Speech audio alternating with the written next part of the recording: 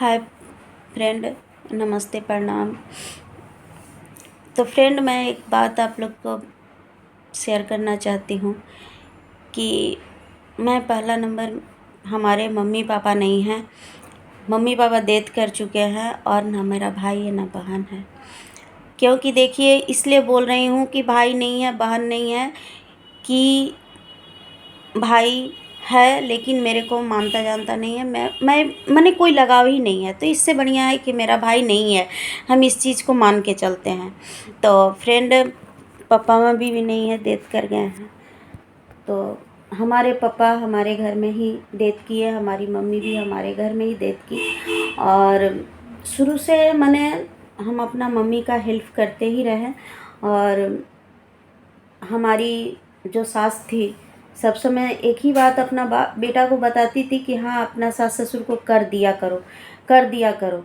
आखिर फ्रेंड, हम आपसे से पूछना चाहते हैं कि अगर कोई बोलता है कि अपना सास ससुर को कर दिया करो, तो ऐसा कोई अपना बेटा को बोलता है, ठीक है, भाईचारे के नाते बोलता है, लेकिन ये तो नहीं ना कहता है फ्रेंड कि ठीक है करो, हो सकता है तुमको भी कुछ मिल जाए। ऐसा तो नहीं बोलता है। लेकिन वो उम्मीद लगा के ही हमारे पति हमारी मम्मी पापा को दोनों को किए हैं। झूठ नहीं बोलेंगे, किए हैं। लेकिन आज के डेट में हमारे घर में झमेला चल रहा है 2 महीना से। हमारे हस्बैंड वाइफ में थोड़ा बहुत झगड़ा वगड़ा हो जाता है। सब समय नहीं होता है, झगड़ा होता है, फिर बात विचार भी हो जाता है। तो फ्रेंड, मैं अपने हस्बैंड को यही बात बोल रही हूँ कि देखो, तुम्हारे घर में तो तुम्हारे पापा का कुछ है नहीं जायदाद। तो आपके पापा सिर्फ 4 कट्ठा ज़मीन रख के गए हैं। हमारे ससुर 4 कट्ठा ही ज़मीन खरीदे हैं। तो ये लोग 4 भाई हैं, हमारे हस्बैंड 4 भाई हैं। तो 1-1 कट्ठा करके चारों भाई को मिलेगा। तो मैं बोली कि एक काम कीजिए, उम्र भी हो रहा है, सास का भी उम्र हो रहा है, ससुर तो है नहीं, सास का भी उम्र हो रहा है, आपका भी उम्र हो रहा है। तो एक काम कीजिए, वो 1 कट्ठा ज़मीन अपने नाम से करवा लीजिए। उसके बाद में देखिए, बोला नहीं जा सकता है कब क्या किसको हो जाता है। अच्छा अच्छा तगड़ा तगड़ा आदमी को, जवान जवान लड़का लोग लड़की लोग जैसा भी देखिएगा, एक 16 साल का लड़की लोग का भी हो जाता है, बच्चा लोग का भी हार्ट अटैक हो जाता है, कुछ भी देखिए बोला नहीं जा सकता है कब क्या होगा। तो हम बोले आगे से सब कुछ सहेज के रखना सही बात है। वो बोलते हैं कि ठीक है बोले, तो मुझे भी अच्छा लगा कि चलो भाई सही बात है।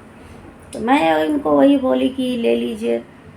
तो बोले ठीक है, अपना भाई लोग से बात करेंगे। पहला नंबर, हमारे हस्बैंड को कोई इज्जत नहीं करता है। और इज्जत नहीं करता है कि किस बात को लेके इज्जत नहीं करता है मेरे को पता नहीं है। और हमारे हस्बैंड हमको बहुत टॉर्चर करते हैं। 94 से ही लेकर के अभी तक हमको हमारे हस्बैंड मुझे टॉर्चर कर, पता नहीं क्यों टॉर्चर करता है, मेरे को पता नहीं है। पहले जब शादी करके आई थी तो उस टाइम में बोलते थे कि फटा हुआ साड़ी पहनो। फ्रेंड, आप लोग बताइए कि आज मैं उसके घर में आई हूँ, लड़का के घर में आई हूँ, और दूसरे दिन नहा धोआ करके अगर फटा हुआ कपड़ा पहनूंगी तो कैसा लगता है? ख़राब लगता है कि नहीं?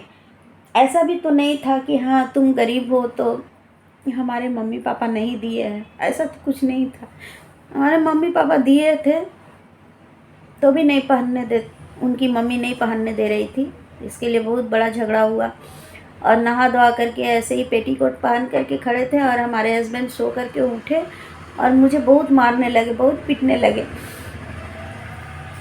उसके बाद में चलिए, वो दूसरी लड़की रहती तो नहीं रहती इसके घर में, लेकिन मैं रह गई इसके घर में। आज जब बोली मैं कि अपने ज़मीन के लिए बात किए, 2 साल से तो बोल रहे हैं लेकिन नहीं कुछ कह रहे हैं। फ्रेंड, क्या आपको बताएं, हमारे हस्बैंड हम मुझे इतना भला बुरा बोले हैं कि मैं क्या बताऊं।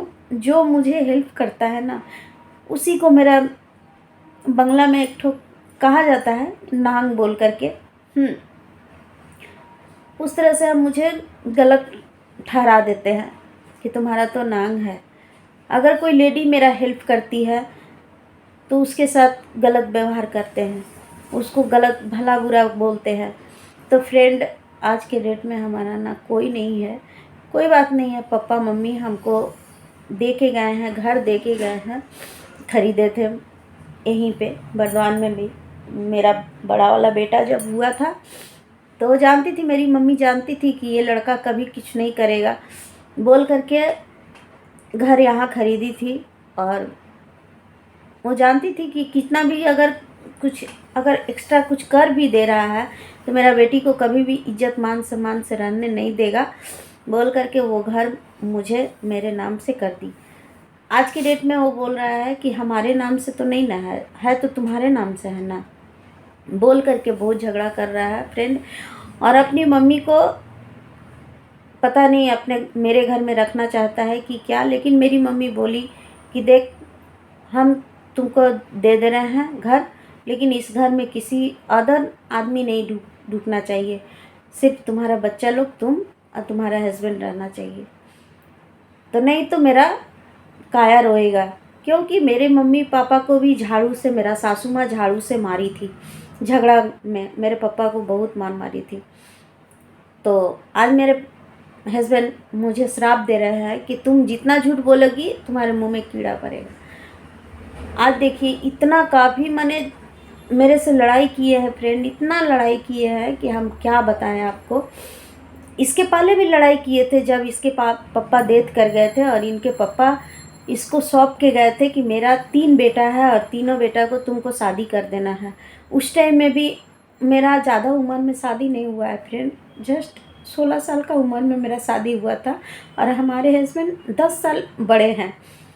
तो 10 साल बड़े हैं तो हम बोले मेरा बाल बच्चा नहीं हुआ है अभी, हम आपका भाई लोग को कैसे शादी करेंगे, नहीं तुमको शादी करना ही पड़ेगा।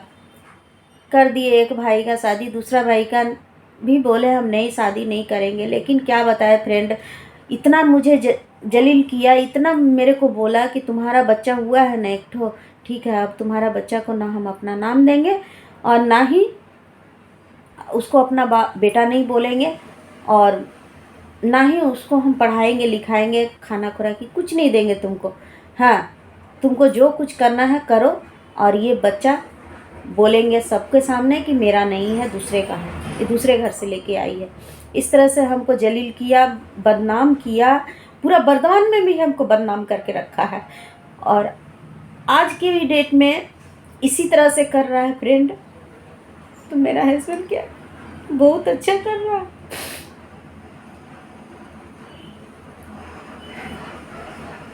फ्रेंड, पता नहीं वो अच्छा कर रहा है कि क्या, आप लोग कमेंट करके बताइएगा ज़रूर।